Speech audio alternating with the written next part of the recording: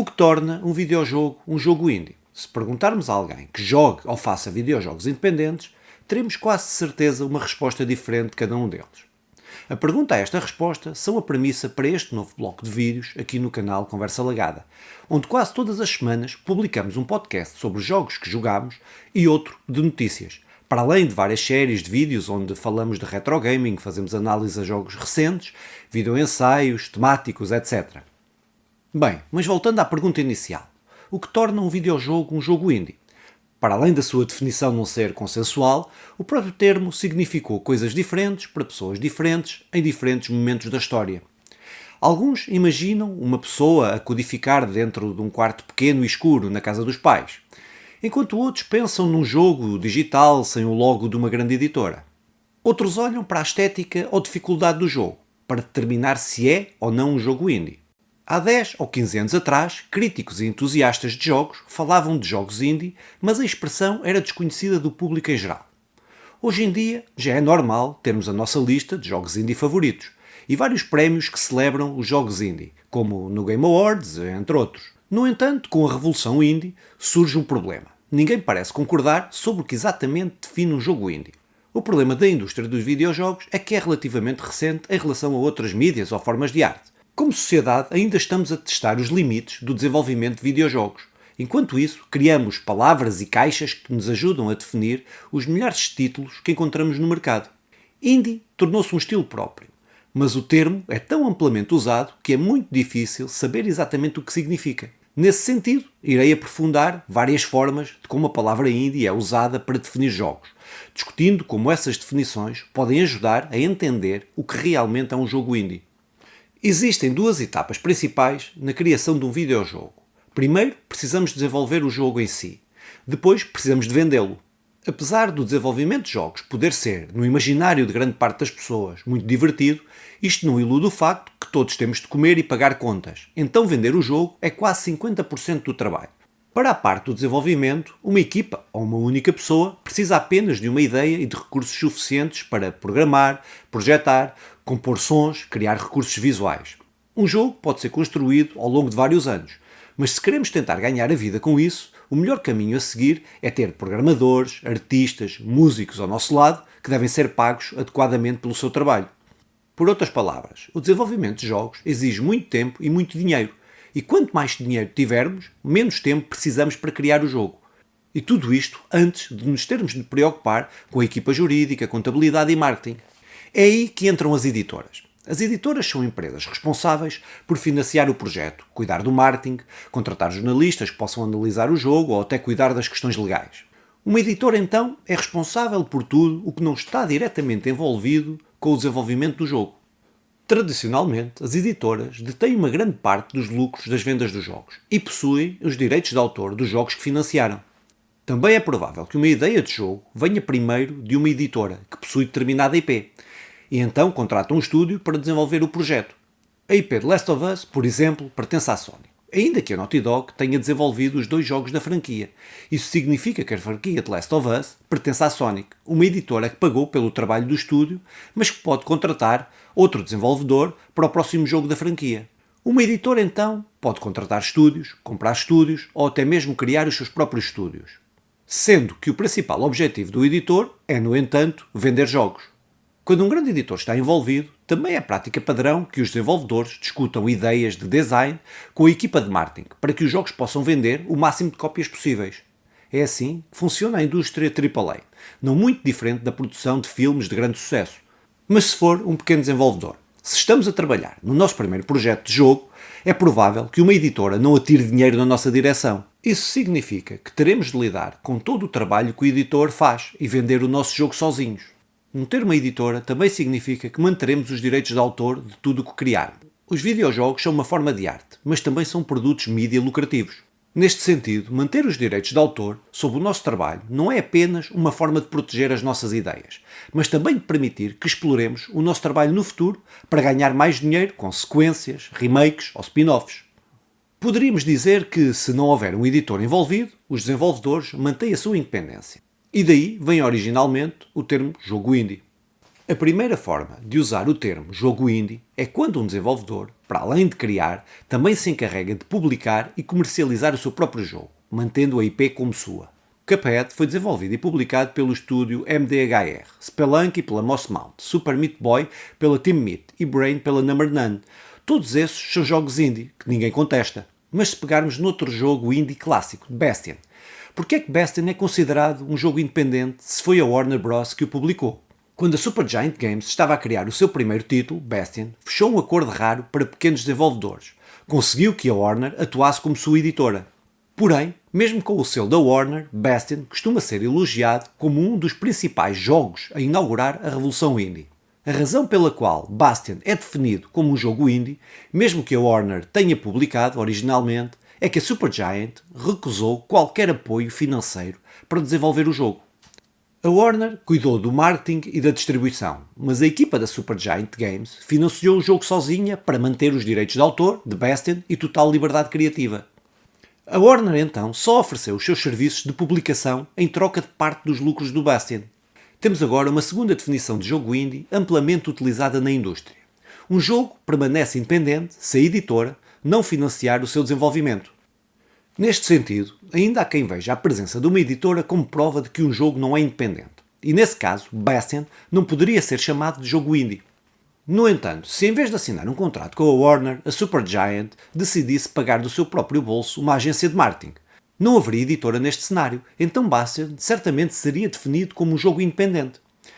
Mas se a Warner não financiou Bastion, não comprou os seus direitos de autor e não interveio no processo de desenvolvimento, qual é a diferença real entre usar uma editora e contratar uma agência de marketing? Para a Supergiant Games, o acordo com a Warner foi muito bom, porque permitiu que dividissem os lucros para o marketing em vez de pagar antecipadamente. No entanto, o estúdio não perdeu a sua independência, pois a editora não ajudou a financiar o desenvolvimento do jogo e não tinha poder para intervir nas escolhas do estúdio. A presença de uma editora, então, pode não ser suficiente para definir se um jogo é indie ou não. A Square Enix, por exemplo, criou a plataforma Collective em 2016 para ajudar no marketing de projetos independentes que procuravam crowdfunding. As regras da plataforma eram claras. A Square Enix não daria dinheiro aos desenvolvedores, mas se o projeto obtivesse votos suficientes, os desenvolvedores poderiam usar o título da Square para divulgar a campanha de crowdfunding. Se o crowdfunding fosse bem sucedido, a Square Enix oferecia-se para publicar o jogo em troca de uma pequena parte dos lucros.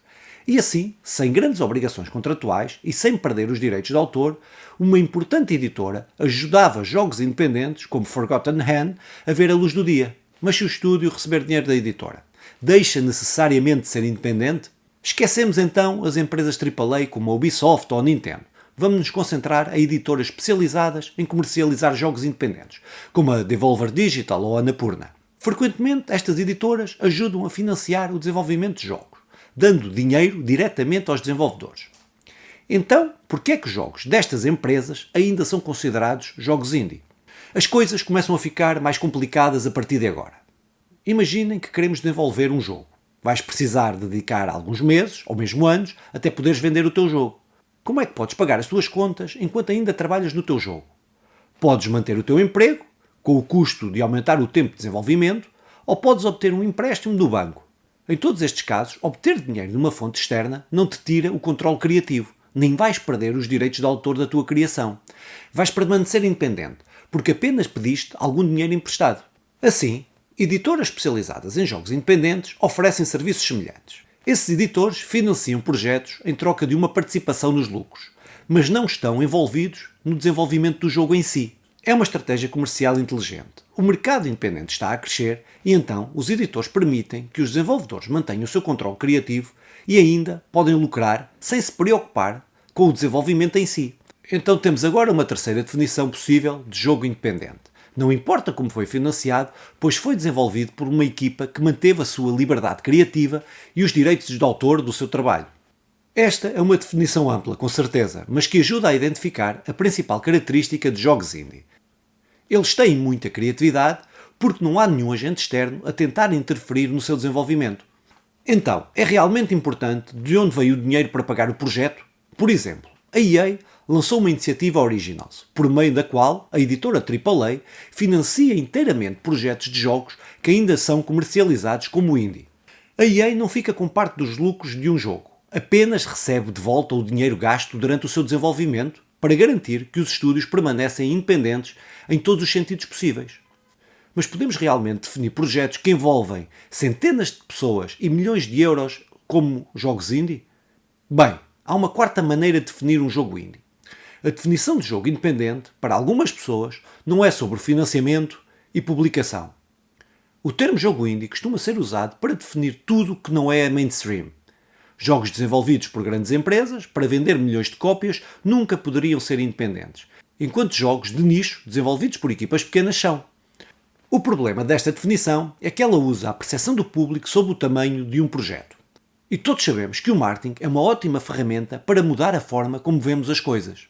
Jogos como Ori and the Will and the Wisps costumam ser definidos como jogos indie, mesmo que a Moon Studios seja propriedade da Microsoft. Ori parece um jogo indie e a Moon Studios mantém uma pequena equipa a trabalhar nos seus jogos. Mas se eles não mantiverem os seus direitos de autor e tiverem que responder a alguém acima na hierarquia da empresa, ainda podem ser considerados jogos independentes? Até agora a Microsoft parece disposta a dar aos seus estúdios toda a liberdade criativa que desejam. Mas será que esta postura se manteria se as vendas não fossem altas o suficiente? Tomemos por exemplo o Hellblade. Foi desenvolvido pela Ninja Theory, sem financiamento externo. A Ninja Theory também publicou o seu próprio jogo. Portanto, mesmo pela definição mais limitada de jogos indie, que nenhum editor se pode desenvolver no processo, Hellblade ainda é um jogo indie. Pode ser estranho, porém, pensar que um projeto multimilionário que envolveu centenas de trabalhadores como um projeto independente. É por isso que algumas pessoas defendem que Hellblade não é um jogo indie. No entanto, se considerarmos que um jogo indie deve ser pequeno, onde é que exatamente cruzamos esta linha? Quantas pessoas devem trabalhar num projeto para que ele seja considerado indie? 4? 5? E o financiamento? Qual é o orçamento máximo para um jogo poder ser considerado indie? E se uma campanha de crowdfunding correr melhor do que o previsto e uma equipa ou uma única pessoa ganhar milhões de euros? O jogo deixa de ser indie? Por último, o que é mainstream afinal? PlayerUnknown's Battlegrounds começou como um pequeno projeto, mas muito rapidamente se tornou num jogo de grande sucesso e lançou uma nova febre dos Battle Royales. Se a percepção do público é de facto a regra para definir um jogo indie, PUBG teria começado como jogo indie e deixado de o ser. Essa é também uma definição perigosa, porque pode levar à concepção de que um jogo indie não pode ter muito sucesso. A definição cultural do que é um jogo indie é confusa e imprecisa, porque é altamente subjetiva, incapaz de criar regras que todos possamos usar para análise. Mesmo assim, esta ainda é uma forma comum de discutir os títulos indie, já que os jogadores e críticos usam a sua percepção do que é mainstream para definir os limites da indústria indie. No entanto, este tipo de definição é tão ampla que as equipas de marketing podem vender jogos pequenos como uma maquilhagem de independente, mesmo que sejam propriedades de grandes empresas AAA. A discussão sobre o que é um jogo indie já se arrasta há anos e com certeza vai durar muitos mais. Ainda que a sua definição seja um quanto subjetiva, o que importa é o contributo positivo que os jogos indie têm dado para a indústria e para a cultura dos videojogos, elevando muitas vezes esta indústria e esta cultura ao estado de arte.